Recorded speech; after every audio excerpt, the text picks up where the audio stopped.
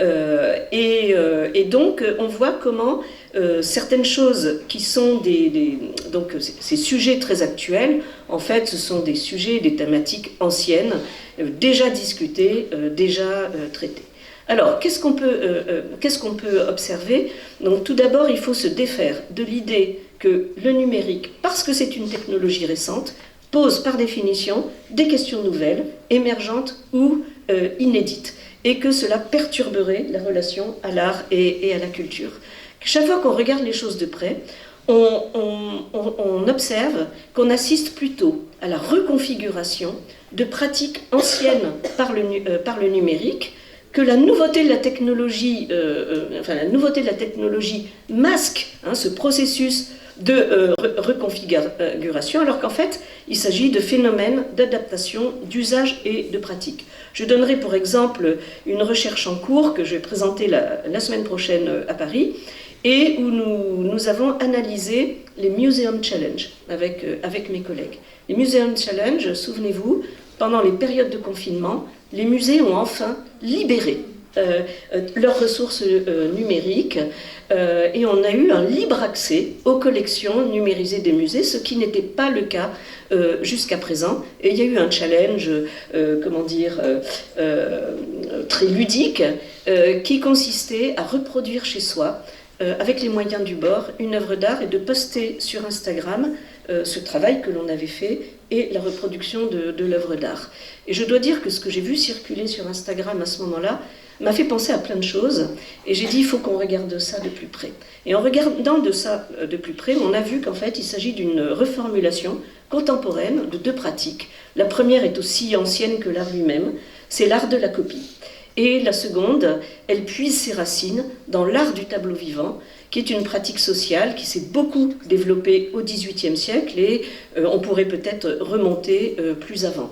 Et ce qui nous a beaucoup frappé, c'est la qualité des productions des individus, qui sont qualifiés d'amateurs par les musées, qui en réalité sont des individus qui sont situés entre les non-experts et les experts. Et malheureusement, je ne peux pas vous le montrer parce que je n'ai pas tout à fait terminé de préparer mon support PowerPoint pour la semaine prochaine. Voilà. Et je terminerai par quelque chose qui m'a beaucoup interrogée lorsque je l'ai découvert. J'étais en lien avec une compagnie théâtrale qui était connue pour son travail d'implication en milieu rural et avec des groupes sociaux, notamment avec des groupes de jeunes, des collégiens et des lycéens. Donc j'étais très en lien avec cette compagnie. Et la metteuse en scène de cette compagnie m'appelle un jour et me décrit un projet auquel je ne comprends strictement rien. Elle travaille avec un écrivain, dramaturge, Luc Tartare, et elle travaille avec un Living Lab de la métropole de Lyon. Et je lui dis, mais qu'est-ce qui se passe? Tu en as assez du milieu rural? Tu en as assez des milieux scolaires? Tu veux te moderniser à tout prix? Et elle me disait, je veux explorer de nouveaux espaces qui me sont totalement inconnus. Et pour cela, j'ai besoin de gens qui sont spécialistes, en fait, de ces espaces et des technologies qui sont associées à ces espaces. Il s'agissait, à partir de 5 consignes que vous avez sous les yeux: partir, crier, ce qu'on ne cherche pas, tout dire, se retrouver. L'auteur, Luc Tartare, va interagir sous diverses formes et à différents moments de l'année avec 10 classes de collège du Rhône, généralement en mode distance. C'est intéressant parce que c'était avant la crise Covid. Et lui-même poursuit son travail personnel d'écriture. Et l'histoire, c'est l'histoire d'une jeune fille, bon, ça c'est une capture d'écran, c'est l'histoire d'une jeune fille, Grace, qui a disparu. Et vous savez à quel point, dans la culture populaire des jeunes, la question de la disparition des jeunes filles est un thème extrêmement prégnant. Les collégiens se sont emparés avec une inventivité incroyable, une production symbolique incroyable aussi, autour de cette idée d'une fugue, d'une disparition. L'auteur donnait régulièrement des nouvelles de sa propre création autour de cette histoire de disparition. Il partageait avec les collégiens les questions qu'il se posait lui-même en tant qu'écrivain. Il disait aux collégiens, voilà ce que vous m'avez envoyé, voilà comment ça me nourrit, voilà ce que je vais peut-être en faire. Et lui-même, évidemment, il leur donnait une forme de vision sur une création en cours. Et le résultat était tout à fait remarquable, aussi bien pour la création littéraire que pour ce que les collégiens ont témoigné. Donc ce projet a tout du projet technologique innovant, mais il a pour fondement la création d'une œuvre littéraire. Il n'y a pas besoin d'aller regarder de trop près pour retrouver là ce que j'appellerais une reformulation actuelle d'une pratique pédagogico-épistolaire très ancienne, où des élèves interagissent avec des écrivains. De mon temps, lorsque j'étais écolière et collégienne, on le faisait par papier, on s'envoyait des lettres. Et aujourd'hui, on a une multiplicité de projets où les établissements scolaires sont en lien direct avec des explorateurs, des scientifiques, des artistes, des écrivains. Et donc ce sont des espaces numériques de rencontre. Mais je dois, et ça sera ma phrase finale, parce que je sais que j'ai beaucoup trop débordé, je dois reconnaître que peut-être si j'en parle avec tant d'enthousiasme, c'est que j'ai rencontré Luc Tartare et que j'ai rencontré les collégiens dans la vraie vie.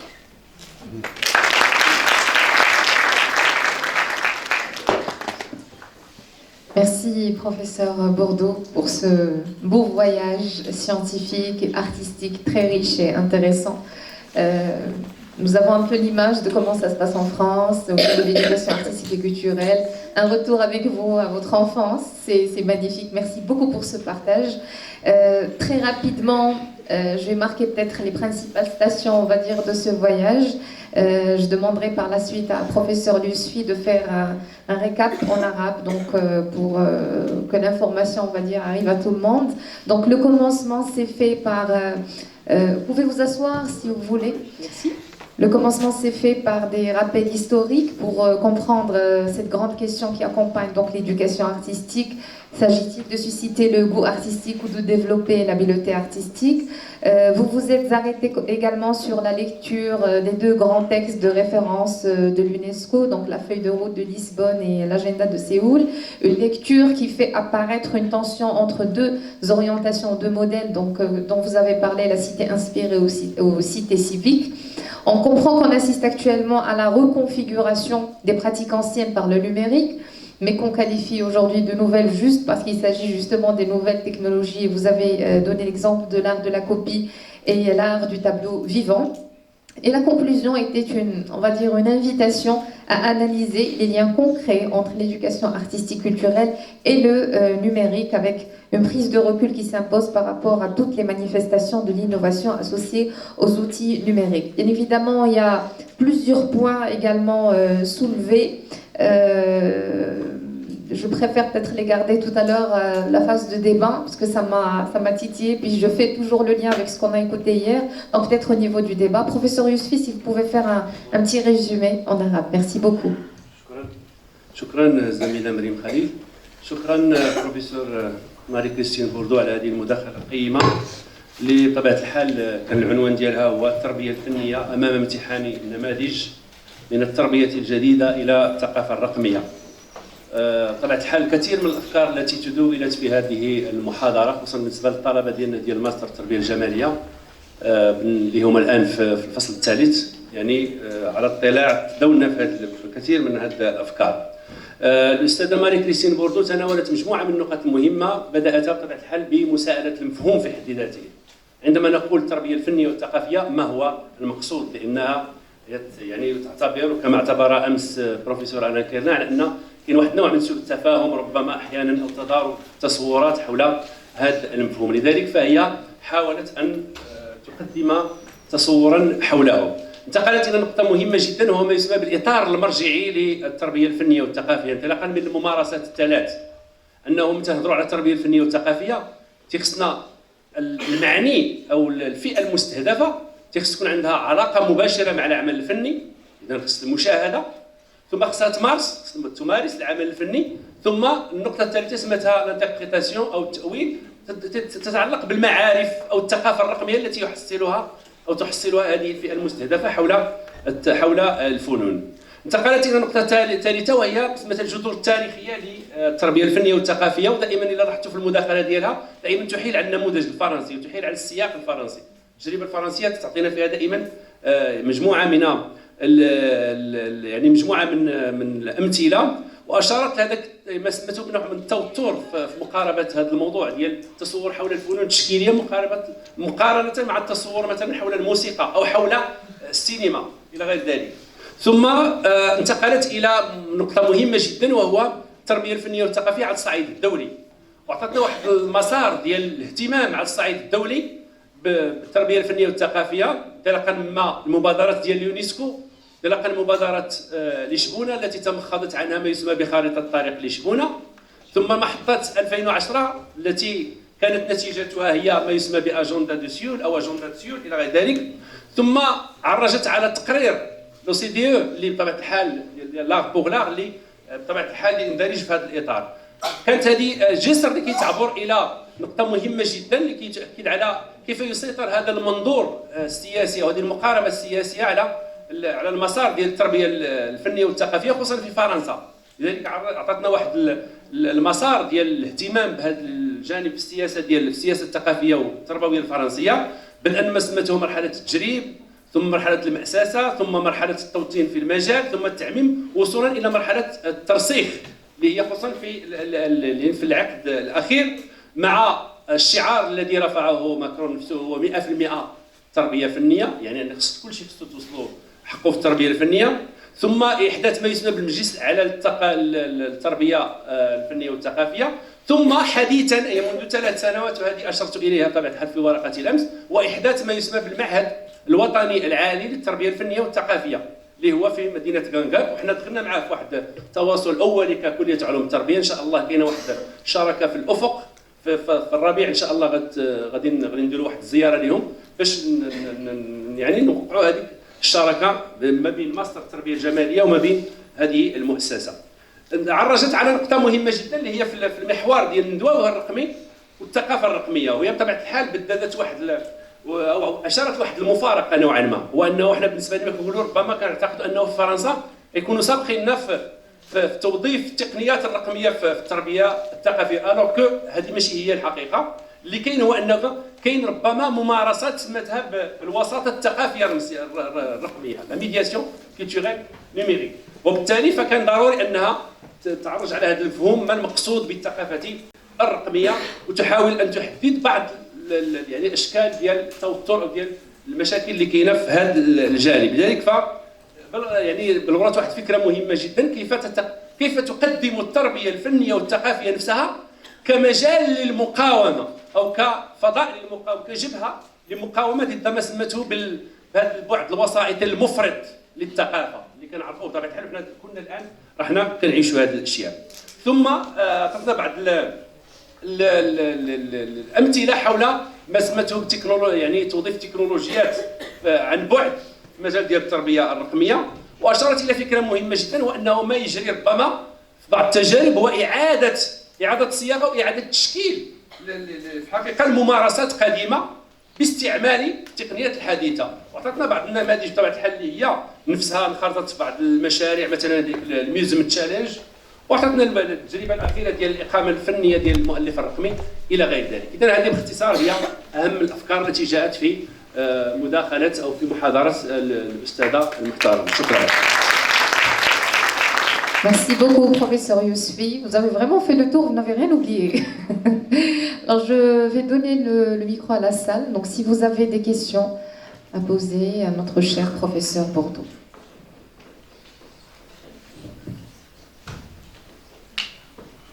Professeur Nadia Sabri.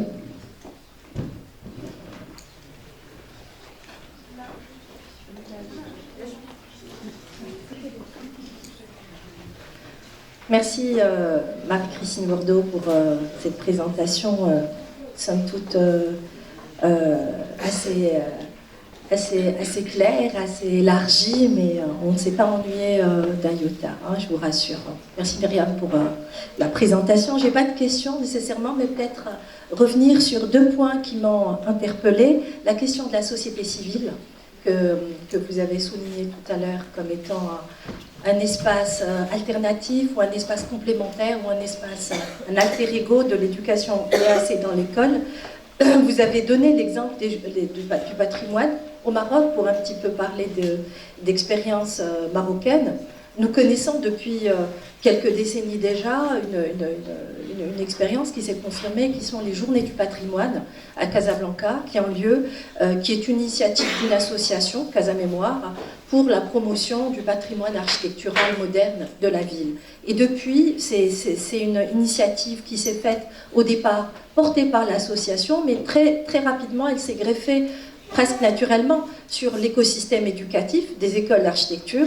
Et on a eu, pour avoir accompagné cette expérience, on a eu des étudiants architectes qui se sont très naturellement présentés pour être des médiateurs, parce que pendant une semaine, la ville ouvre des bâtiments phares, comme la Wilaya, la Banque du Maroc, comme les sites industriels de la période du protectorat, hein, jusqu'à la moitié du XXe siècle.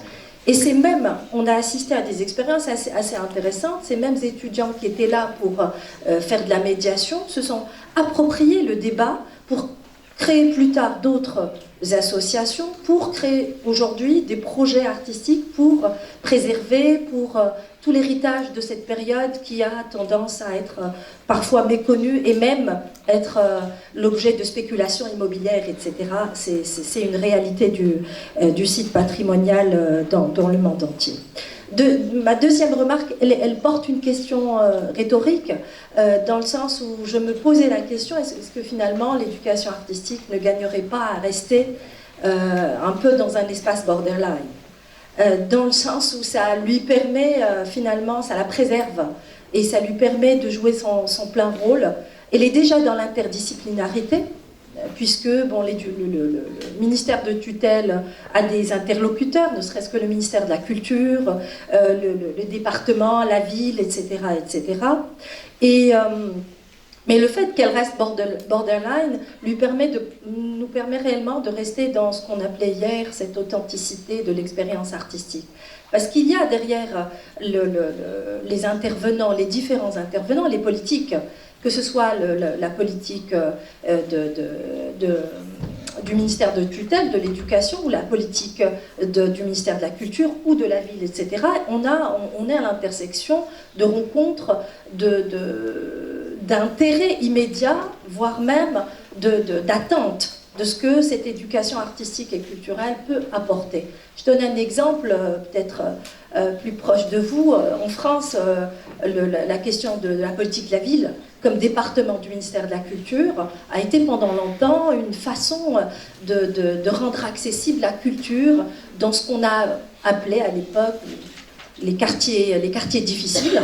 Et pour avoir travaillé un peu dans ce cadre-là, on avait quand même assisté à une certaine forme de ségrégation culturelle entre les quartiers auxquels on prédestinait nécessairement le hip-hop, le slam, un art urbain, un art beaucoup plus prédéfini par une certaine forme d'appartenance culturelle, d'appartenance à la migration, d'appartenance à une certaine forme de difficulté économique, etc., etc. Et puis la culture élitiste, il faut le dire, l'initiation à l'opéra, le musée, le cinéma d'auteur, etc., qui restait un petit peu réservé à un autre département qui est les arts plastiques, la musique, etc., etc. Donc ces attentes ou cette conjoncture entre les politiques des institutions et finalement les attentes des praticiens qui sont les pédagogues et des enfants peuvent se rencontrer parfois, comme vous l'avez souligné pour le cinéma, les salles qui veulent vraiment qu'il y ait des visionnements in situ dans la salle de cinéma, parce que l'expérience du cinéma, c'est aussi dans la salle de cinéma. Mais ça peut être des cas, des exemples parmi d'autres. Encore faut-il que pour le cinéma, est-ce que c'était des salles de cinéma d'auteur, des petites salles de cinéma qui peinent à survivre aujourd'hui, ou est-ce que c'était les méga structures de cinéma?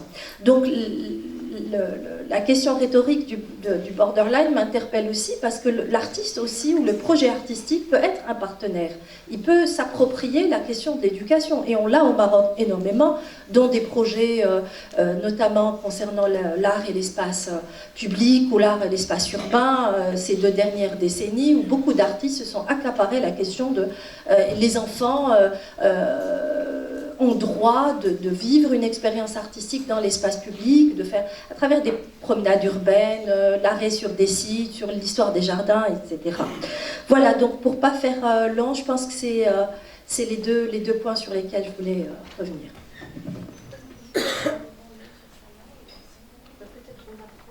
Excellent. Merci, professeur Savoré. Une autre question ou réaction? Oui, monsieur.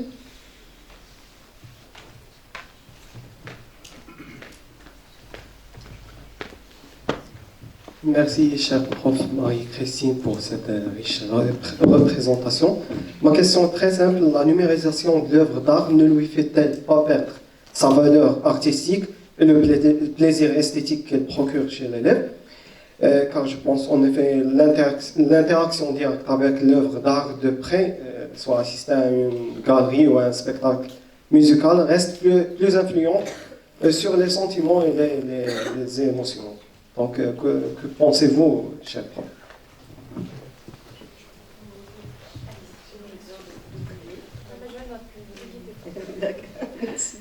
Alors, je vais d'abord vous répondre, parce que ma réponse sera plus brève. Enfin, je crois qu'il ne faut pas confondre 2 choses. L'expérience esthétique qui est vécue, éprouvée face aux œuvres d'art, et ce qu'on appelle dans ma discipline la circulation de la culture visuelle. Ce sont 2 choses différentes qui peuvent être complémentaires et qu'on ne peut pas, pour moi, qu'on ne peut pas opposer.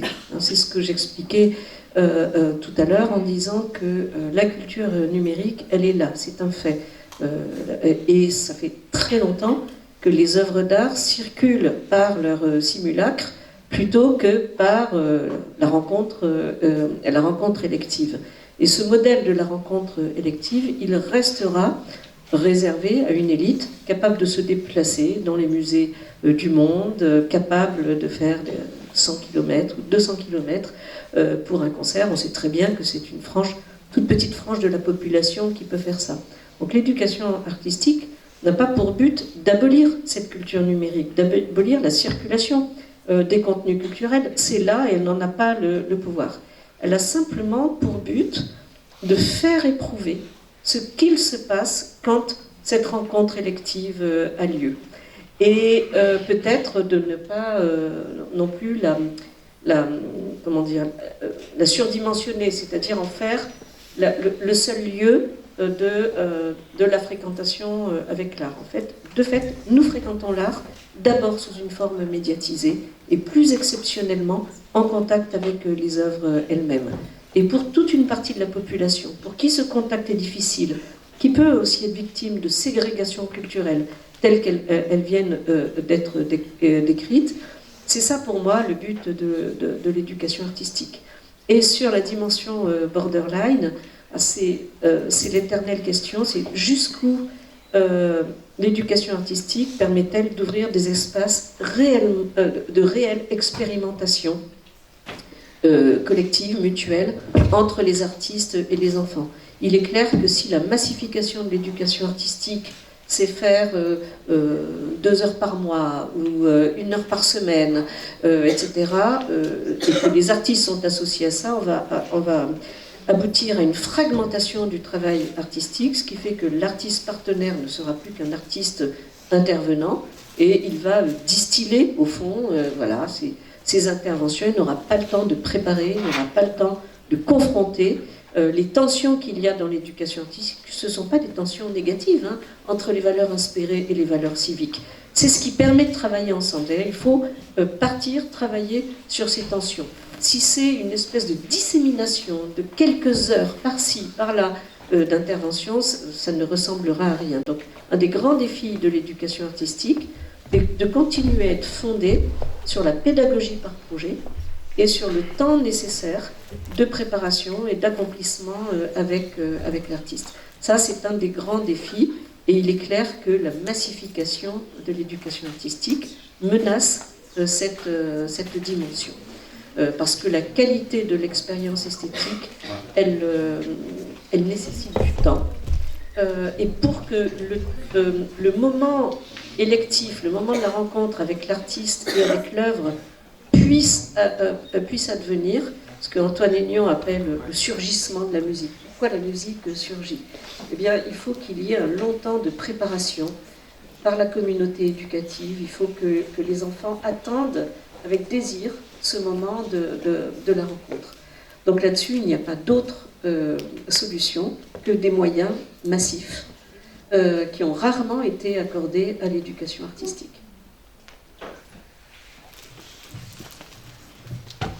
Une autre intervention, question, Annecy. Bonjour, merci beaucoup pour votre communication. Et donc moi, c'est pas une question, c'est juste une petite remarque.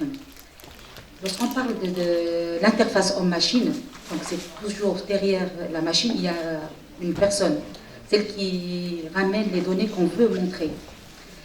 Et lorsqu'on parle de l'héritage qu'on va laisser, l'héritage artistique, il y a toujours une transmission, et dans cette transmission, il y a une transgression. On doit l'accepter, et on ne doit pas avoir peur de la machine.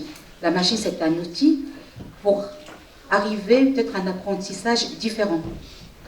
Et lorsqu'on parle devant un enfant, devant une nouvelle génération, nous-mêmes, on n'est pas comme nos parents, ni comme nos grands-parents. Donc il y a une différence. Donc on doit accepter cette différence et d'aller au-delà de... On veut garder ce qu'on a. Peut-être qu'il y aura un autre apprentissage différent avec les médias. Et si on parle de l'éducation artistique, pas seulement comparable à l'école, que ce soit un outil d'apprentissage. Si on prend un projet artistique dans une école, petite enfance par exemple, et de leur apprendre les couleurs, les outils, mais avec un projet. C'est-à-dire début de l'année, on va dire on va travailler sur une pièce théâtrale. Et pendant toute l'année, on travaille sur ce projet avec la musique, avec des dessins. Et à la fin de l'année, on aura ces enfants qui ont appris beaucoup de choses, mais différemment, avec la musique, avec du dessin. Merci. Une autre question, peut-être? Oui. Merci Madame la Présidente. Salam alaikum. J'ai envie de partager avec vous quelque chose qui me dérange énormément, qui me dérange et en même temps stimule mes neurones et mes têtes chercheuses. C'est l'intelligence artificielle, l'IA. À la fac avec les étudiants, vraiment c'est une grosse galère, une grande galère, parce que tout se fait par l'intelligence artificielle. Qu'ils le disent ou pas, c'est ça. Et alors, on peut demander à l'IA de nous faire un tableau, de nous faire un morceau de musique. On est là, ébahi devant cette production artistique. Où est l'éducation artistique? Merci. Je suis hantée par cette... Oui, je crois qu'on est tous assez inquiets des IA génératives. En même temps, si vous vous êtes servi de ces outils, vous voyez que les résultats sont quand même extrêmement décevants, y compris sur le plan académique. C'est pas difficile du tout en sciences sociales de repérer si un travail d'étudiant a été fait avec l'intelligence artificielle. D'abord parce qu'il n'y a aucune faute, pardon de le dire. Il y a une face... à long terme. Ah oui, à long terme. Alors, l'intelligence artificielle, en fait, je pense que les artistes qui travaillent déjà dessus, à Grenoble, on a un gros centre de recherche en intelligence artificielle, et il est associé à un théâtre, une scène nationale, l'Hexagone, qui a inscrit dans sa démarche depuis bientôt 20 ans la relation entre les arts et les sciences. Et donc les artistes nous montrent ce que l'on peut faire avec l'IA, pas nécessairement contre l'IA. Mais pour le moment, ce que je vois en termes de production musicale, graphique et même textuelle par l'IA, quand même d'une banalité affligeante. Et je m'en sers moi-même dans l'enseignement en disant, bon, sur une question importante, qu'est-ce que ChatGPT nous dit? En général, il ne nous dit pas grand-chose. Et simplement, il nous confronte à un défi qui est notre présence sur la toile. Par exemple, j'ai interrogé ChatGPT sur des concepts de base dont je me sers en tant que chercheur. Et j'ai remarqué, en utilisant un autre outil d'intelligence artificielle qui, lui, cite ses sources, hein, donc j'ai pu confronter les résultats de ces deux outils d'intelligence artificielle. J'ai vu qu'en fait, ces outils ne font que restituer ce qui circule sur la toile. Donc, ce que nous produisons, comment faisons-nous en sorte que ça circule et que ça peut être approprié par d'autres? Et donc, par exemple, c'est tout ce qui peut se jouer autour de la science ouverte, de l'ouverture des données. Et j'étais navrée de voir que certains concepts de base étaient repris d'après des productions de professionnels et pas du tout des productions de chercheurs que je respecte. Voilà. Et souvenez-vous qu'il y avait les mêmes craintes autour de Wikipédia. On voulait interdire Wikipédia dans les universités. Aujourd'hui, on se sert de Wikipédia dans les universités. Moi, je n'hésite jamais à donner le lien vers une bonne fiche Wikipédia qui a fait une bonne et belle vulgarisation de concepts et en disant « commencez par ça ». Et ensuite, vous irez au contact du texte lui-même et vous pourrez enrichir et approfondir.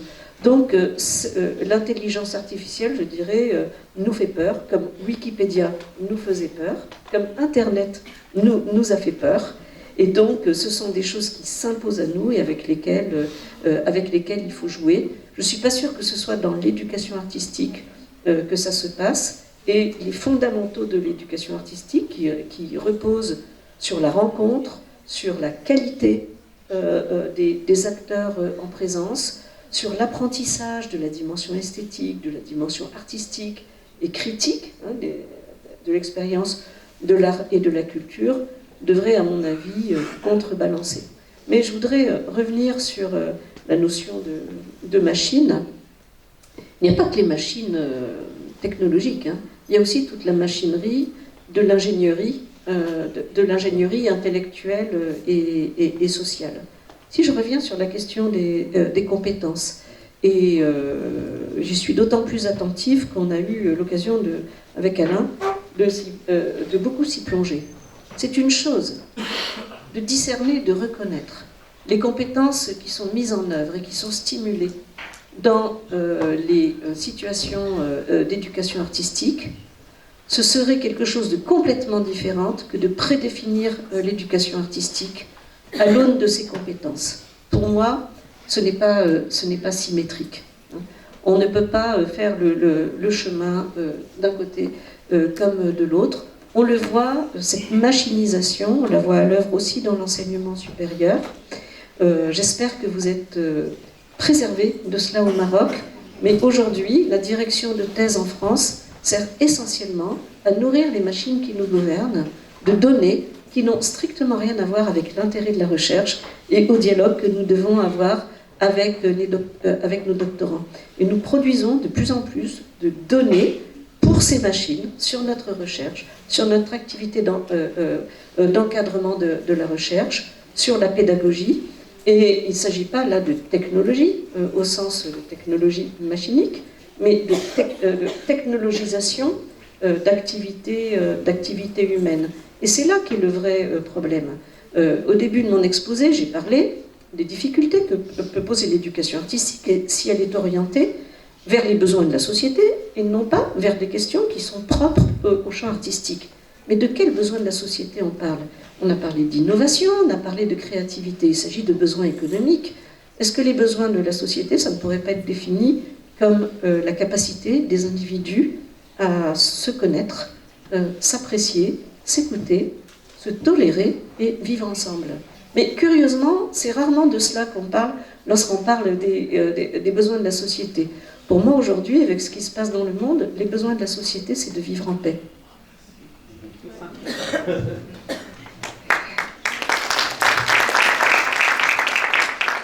Merci, professeur Bourdeau.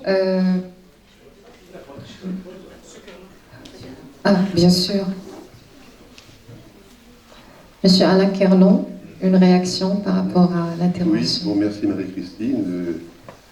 On a eu souvent l'occasion de discuter ensemble, donc, mais j'ai quand même découvert de nouvelles choses là. Mais ça, on en parlera ensemble. Mais il y a une chose qui m'a interpellé quand même, mais d'une façon générale, hein, pas directement liée à ton propos, c'est la notion de culture numérique. Et puis avec derrière, évidemment, celle de culture.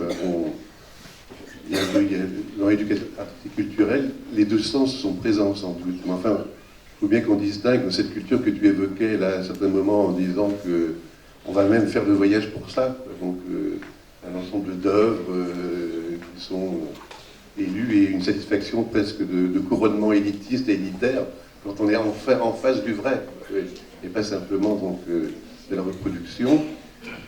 Mais l'idée de culture numérique, qu'est-ce qu'elle recouvre exactement? Par exemple, moi je suis très frappé de voir comment nous avons une incompétence totale dans ce domaine. On l'utilise, mais on ne sait pas comment ça marche.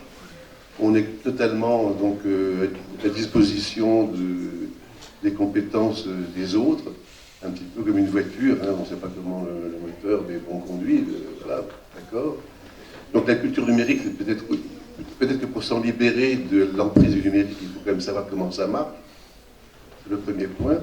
Là, le point qui me gêne un petit peu, c'est que quand on passe à l'anthropologie, quand on fait de la culture numérique, donc au sens anthropologique du terme, ce qui me gêne dans la formule, c'est que ça interdit donc du coup toute analyse et toute réflexion, toute prise de distance, puisque en gros c'est comme ça, c'est une culture qui s'impose, elle est ce qu'elle est, et même si on s'inquiète de ses effets, on n'a pas le droit de le faire, puisque c'est comme ça, c'est une culture comme une autre, il faut la respecter, voilà.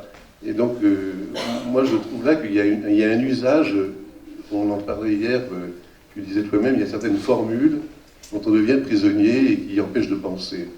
Ben, je crois que celle-ci en est aussi un exemplaire. On dit culture numérique, et à partir de là, on n'a plus qu'à se taire, en gros. Et ça me gêne beaucoup. Oui, entendu comme ça, effectivement, c'est gênant. Il n'y a plus rien à dire. C'est pas ce que dit Cardon, hein, autour de, sous le concept, on peut dire que c'est un concept hein, chez Cardon de culture numérique.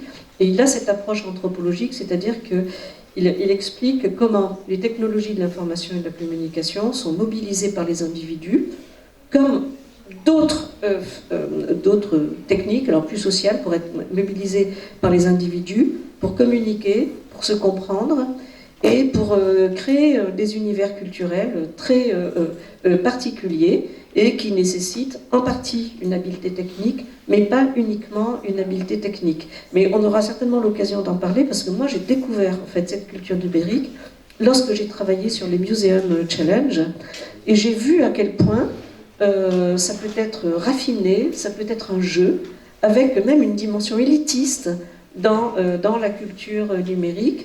Et puis il y a toute cette dimension des rituels et des façons d'interagir.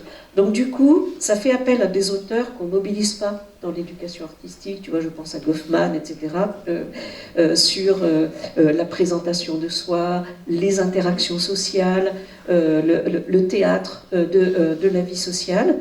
Et je dois dire que je n'y connaissais rien. Je ne connaissais pas la culture de numérique et je l'ai découvert grâce à ce terrain de recherche. Et j'étais assez admirative de ce que des gens pouvaient produire à propos de l'art avec les moyens du bord, avec une vraie démarche artistique et parfois une vraie réflexion esthétique. Et dans la culture numérique, il y a aussi un certain nombre de façons d'être et de communiquer avec les autres qui sont propres à cette culture.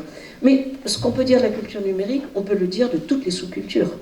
Et quand je dis les sous-cultures, je dis au sens de subculture, c'est-à-dire elles ne sont pas en dessous, elles ne sont pas moins bonnes, mais elles ont leur cohérence propre. Alors, ça crée des clôtures. Mais ces clôtures culturelles ont toujours existé, qu'il y ait du numérique ou qu'il n'y en ait pas.